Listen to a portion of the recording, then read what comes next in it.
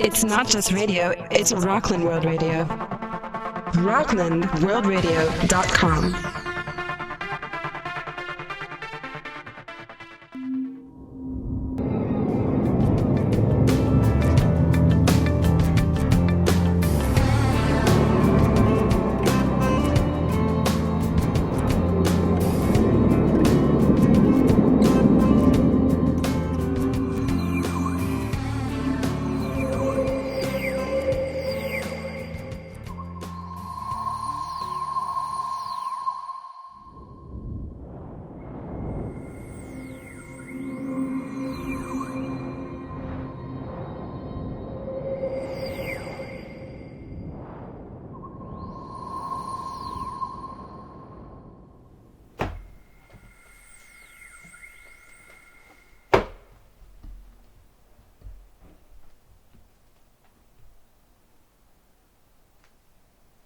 Greetings, Earth people. It's been a long time, hasn't it? It's your old pal, Lex Rebeistein, the beast with a million eyes, also known as Rip Van Rebeistein. Been asleep for a few months, but we're back with the next beast thing. Some of you remember me, I hope, as Lex Rebeistein. Some of you remember me as the beast with a million eyes. Some of you remember me as Captain Weird. As long as you remember me, I'm happy. So, thanks to our great pal, Richard Quinn, we are back. Modern Metro Studios is presenting this. And anyway, yes, we used to have a gallery here in Nyack, New York, The Beast with a Million Eyes. And we are making our way back to a new place. So we've taken a little space across the street from the old place as a pop-up. We'll be here month to month and we'll see what happens. And this will be a not just a gallery, but also, as you can see, a bookstore. We've got lots of books and comics and records, and we'll be putting that stuff up online, and it'll be available here by appointment if you want to come in and browse and hopefully buy something. That would be great. And like I said, we're going to put it online and may even put out a print catalog. I'm not sure. And we'll put stuff on the website. So this is the new headquarters of the Beast and family.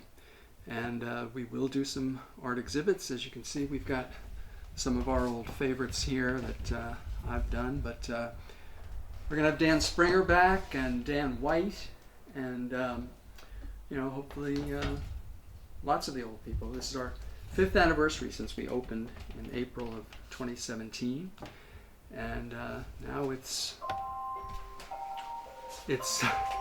time for Tinkerbell. Anyway,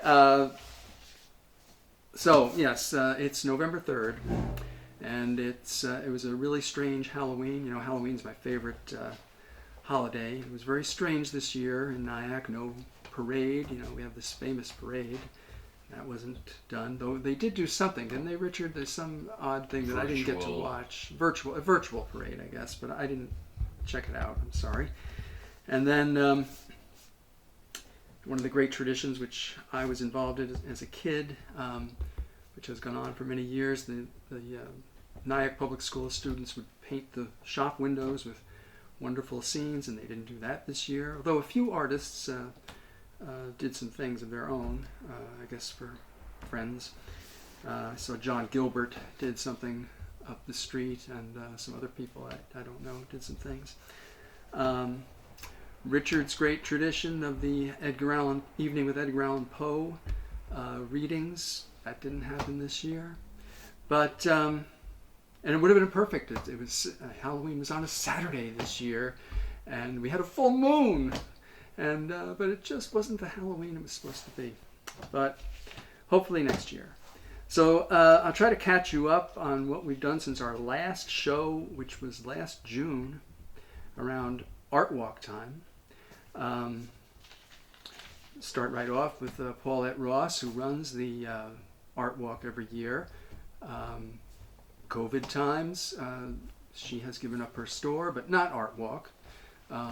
So she did it again this year, and I'm sure she's going to have another great one next June. Last summer, we announced that we were going to do a show in Chelsea district in New York, but that fell through for various reasons. But again, maybe next year. And we had announced a show that we were going to do up near Woodstock. That also fell through for various reasons. And a show about the moon in honor of the 50th anniversary of Apollo 11. But just didn't happen. So, but thanks to Richard, well, he still had Nyack Village Theater going. We had a couple of shows with Jacqueline Mahan, who we hope to have back, and Dan Springer, and that's what happened with all our shows. In January, we were about to have a pop-up show at our friend Hope Elliott Cameron's new gallery. She had done a couple of shows with her new place, but COVID happened. So another gallery, I think she's closed it, but I have to give her a call. What else happened in the last year or so? Anyway, as I said, it's our 5th anniversary, and we were all set, like I said, to do this show for the new year called 2020 Visions, which I thought was kind of cute. We could still do a reunion show, and if we do it in time, we could still call it that. At the very least, I'm trying to put together a book of the best of the beast, get our artists together, and so there'll be more about that very shortly. June was the 100th birthday of my late employer and friend Marie Tharp, the world-renowned oceanographic cartographer who I've mentioned before.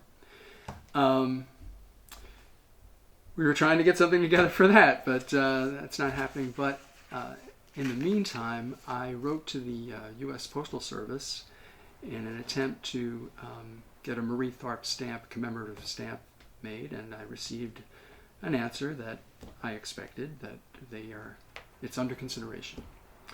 So that's about it. Like I said, we are back, sort of, and keep watching the skies. I'm going to talk about a couple of other things, but we're going to take a little break. All right.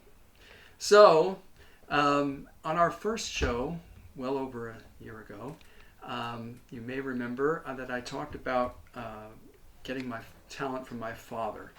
And I showed you guys this drawing that he did back on the 3rd of January 1936. And it's one of my prized possessions. And, it was always around the house when I was a kid, and it, definitely influenced me. I never saw my father draw anything quite so detailed or with such skill. He was a real Sunday painter, and he usually copied things. So I always wondered why he hadn't done more of that kind of thing.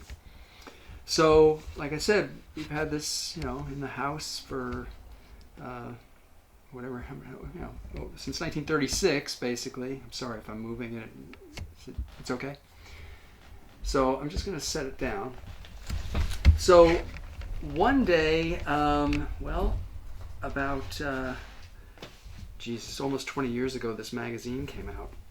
It's a great magazine for comic fans. I don't think it's published anymore, but it's called Comic Book Marketplace. And I was reading it, and they had an article on the great Alex Raymond, who created Flash Gordon back in the 30s.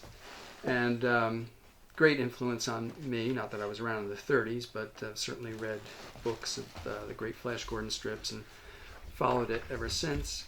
And I'm thumbing through, and I see that they had a picture in here, whole issue on Alex Raymond. And what do you know? I discovered this.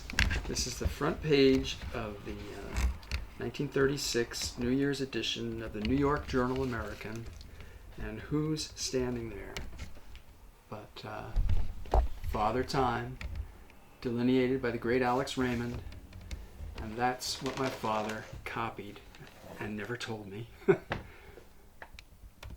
Probably didn't remember doing it, but he did a pretty good copy job. It's got all those nice lines, and anyway, just a really cool thing.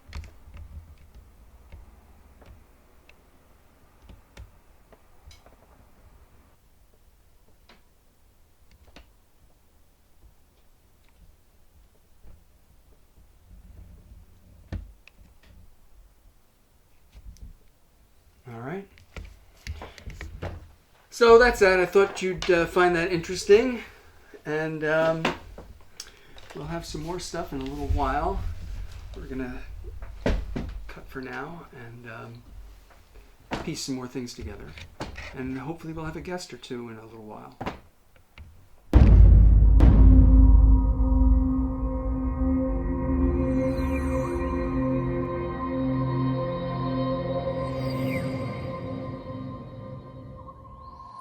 So, the new gallery, shop, whatever you want to call it, and we will come up with something to call it, is located at 85 South Broadway, Suite 1. It's the same building where our friend Tony Zagler, whatever his name was, had his Why Not gallery last year across the hall. And yes, we're right across the hall from our great friend Ray Lagstein's gallery, which has a COVID exhibit right now, which is quite interesting. You'll see portraits with COVID masks of various artists and friends, people we know. And I think that's coming down pretty soon. But anyway, so 85 South Broadway, Suite 1. And our website is www.beastartnyack.com. And our great friend, that's right, I wanted to thank a few people. Our great friend Catherine Marothi-Hames maintains our website, and I want to thank her for these bookshelves, among other things, for the new place. And shout outs to Leslie Powell, of course, and Chris Day and Ernesto Rosario, who helped me move into this place. Other support, as always, from Victoria Leaf Bertati and Stephen John Boyle, and who else? Oh, I'm forgetting, but I'll come back later. We can edit it in. Anyway, so that's the website, and yes, if you would like to make an appointment to come in and browse the books and things, our number is 845-826-4521, and we are on Facebook. And we're on Instagram also, though we haven't done anything with that in a while, but we'll get back to it.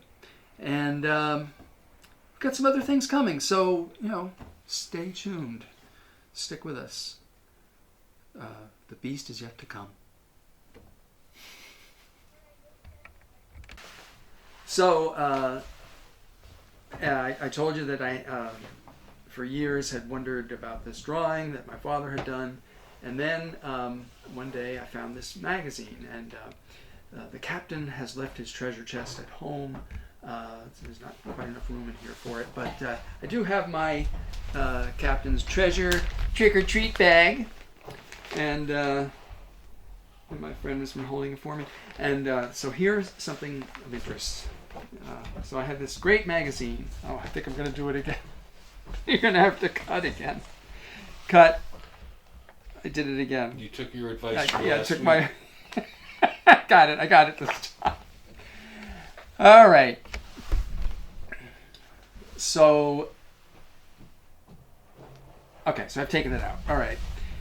Lo and behold, I had this... bought this magazine, Comic Book Marketplace, from August 2002, though I'm pretty sure I picked this up several years later. One of the great magazines about the field. And this was a special issue on Alex Raymond, the creator of Flash Gordon and Dale Arden and Ming the Merciless, and one of the great comic stylists of all time.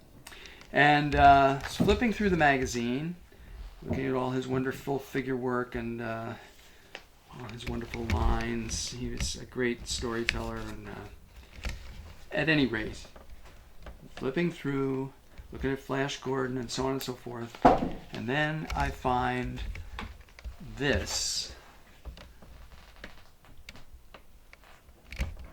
And that is the front page of the Journal American. In this case, it's the Chicago edition, but it would have been here in the New York edition as well. And that's where my dad copied Old Man Father Time from.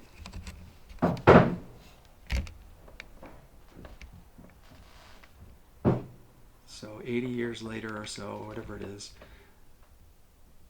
I discovered something about my childhood, in a sense, and my dad's youth.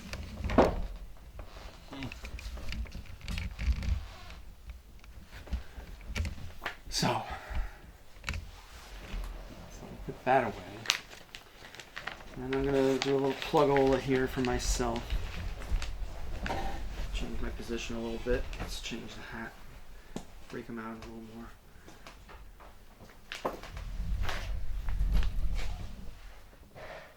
Say when. Okay, so also in the captain's goodie bag today, I just wanted to mention some things I have. Well, I had the Beast with a Million Eyes gallery. We also had our art studio back there, and during that period, I illustrated a few books. And this was The Two Wishes of Antique Sam, written by my dear old friend Bill Owen. Who was one of the great broadcasters of all time, and his daughter Carolyn was one of my best friends for my whole life. Anyway, so I illustrated this book for him during that period, and I am selling them. I guess they're about $3 a piece plus $3 postage, and it's just a little fable that Bill wrote, about a genie and magic lamp kind of thing. It's in verse form. And if you'd like a copy, you can write to me at the address at the end of the show, and send me, like I said, $3 for a book, and I'll sign it. Bill has moved out of the county, so I don't have any signed copies that he signed, but I will sign it. And there you have it. Also available, his daughter Carolyn, as I said, was one of my dear friends. She died in 2014. But here's one of her CDs. This may have been her last CD. She was a singer-songwriter and a horse person. Her album here is called Horse Sense. And she did some great stuff. So I think we'll sell these probably for about, what's a CD go for these days? 20?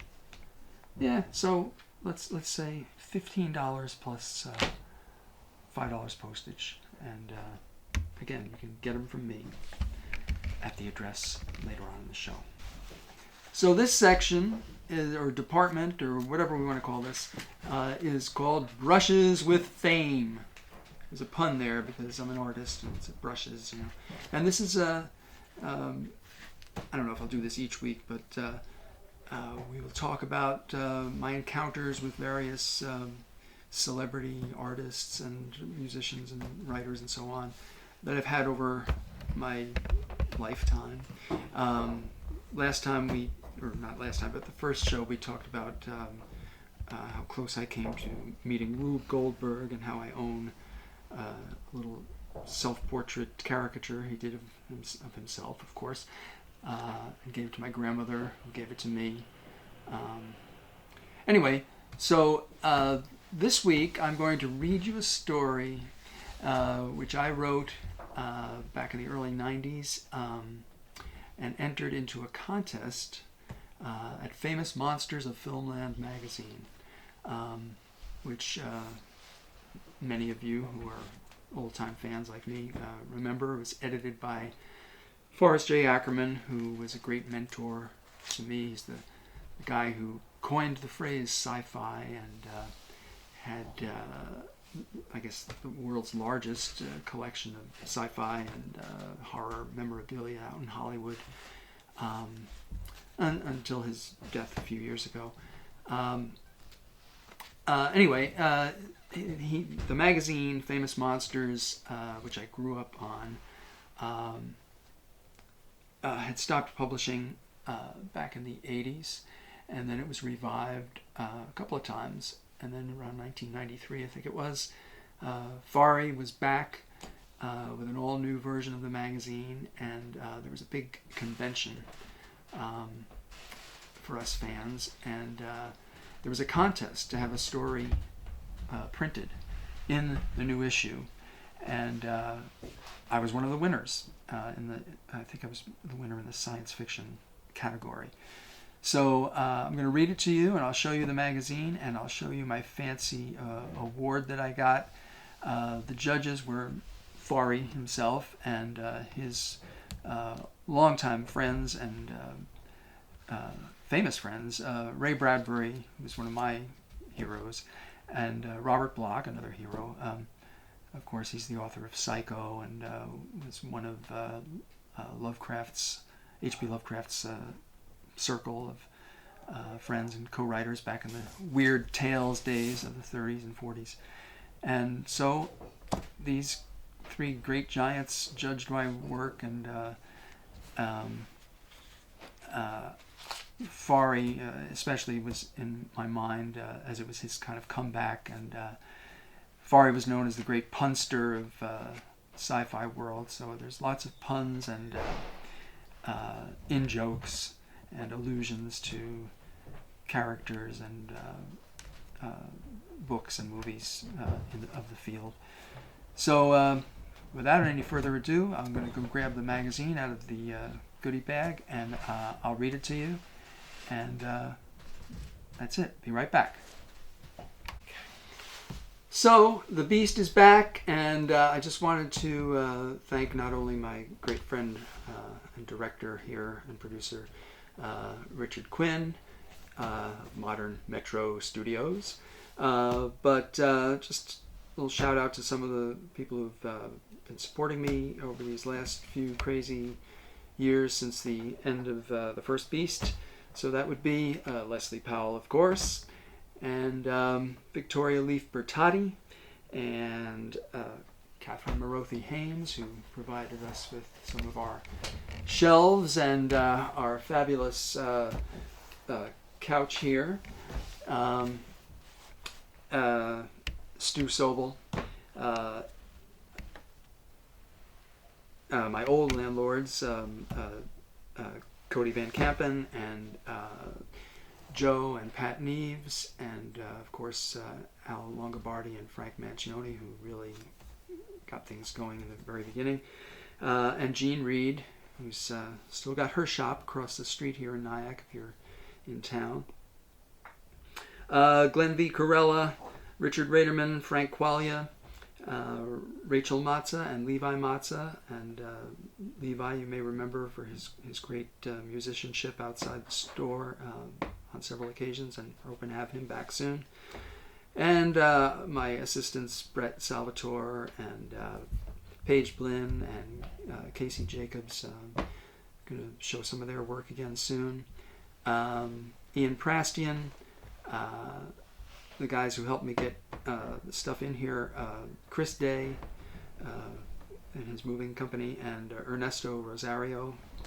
My new landlords, Ed and Joe, and my new neighbors, fellow tenants, Ray Lagstein with his great gallery across the hall, and Erica Vanderwall and her hair salon down the hall, and her guy, Umberto, whose shop this was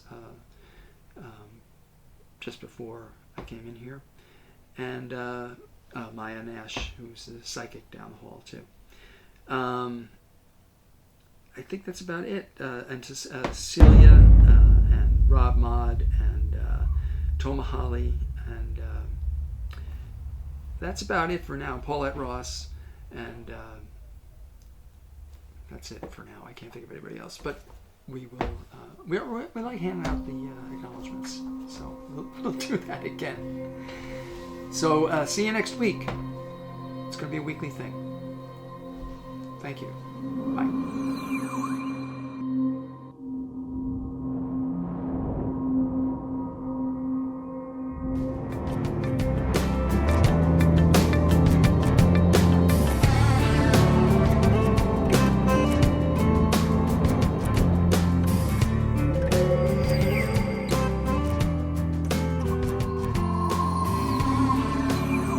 It's not just radio, it's Rockland World Radio. RocklandWorldRadio.com.